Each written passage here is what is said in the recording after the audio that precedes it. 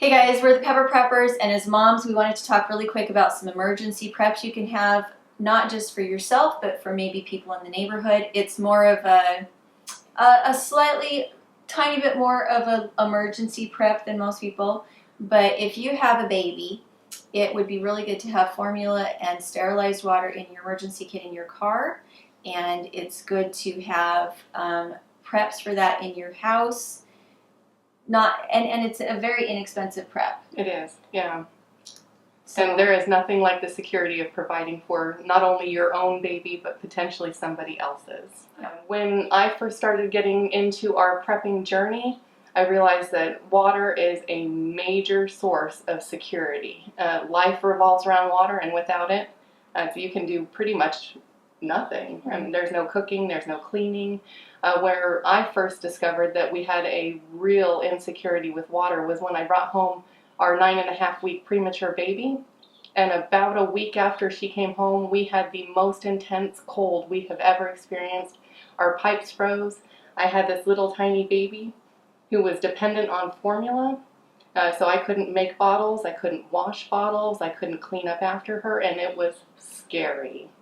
So that put us onto what I'm now calling our prepping journey. Although I didn't view it as that at the time, I just viewed it as making sure that my family was taken care of. Well, and for those of you who are going to say, well, why didn't you just breastfeed your baby? Sometimes there are extenuating circumstances that make it so that you can't. For instance, if something happens to mama. If something happens to mama, what if baby can't latch? What if it turns out that for some reason baby is allergic to mom's breast milk? We've had things like that happen where some babies can only have soy milk.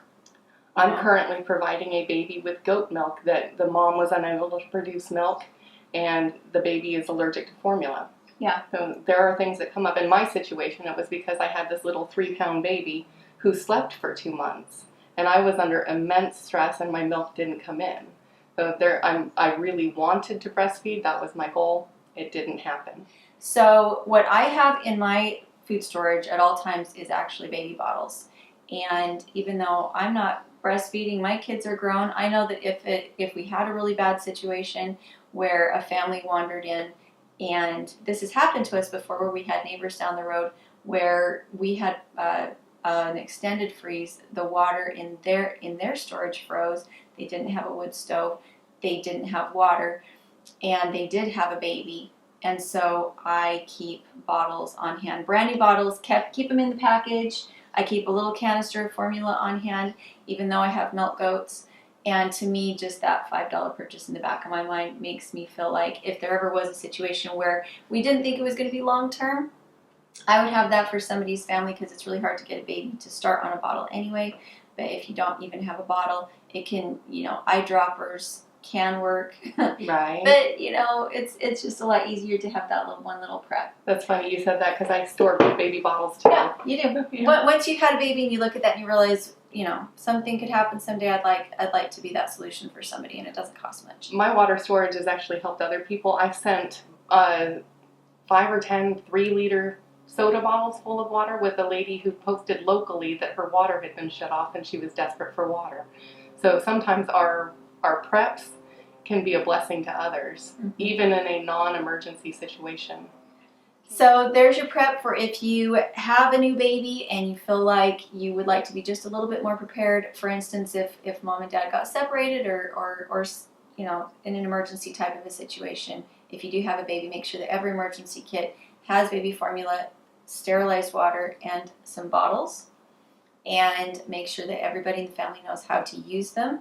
Even if you are breastfeeding, it's really good to have that on hand. And just make sure that everybody in the family is aware of things like sterilized water, how to sterilize water. And then, everything should be good, no worries. And if you don't have a baby, I do think that it is good to have a little bit of a prep on hand if you ever have a baby that's visiting. So much of this, especially like in a car kit, so much of this is just convenience. I've been on the road before or at friends, and I get into something I'm allergic to, and because I have my emergency kit in my car, I go out and I get my extra set of clothes, I get my Benadryl, I go shower in my friend's house, and life is still happy and life is convenient. It's just so much of it just comes down to let's make life just a little easier on ourselves by being just slightly prepared. I view prepping as very much as, Yeah. it gives you the security and it gives you peace and it gives you that sanity that if something were to happen today, you're okay for today. It doesn't have to be about 10 years from now. So Right. we'll talk to you later. Bye.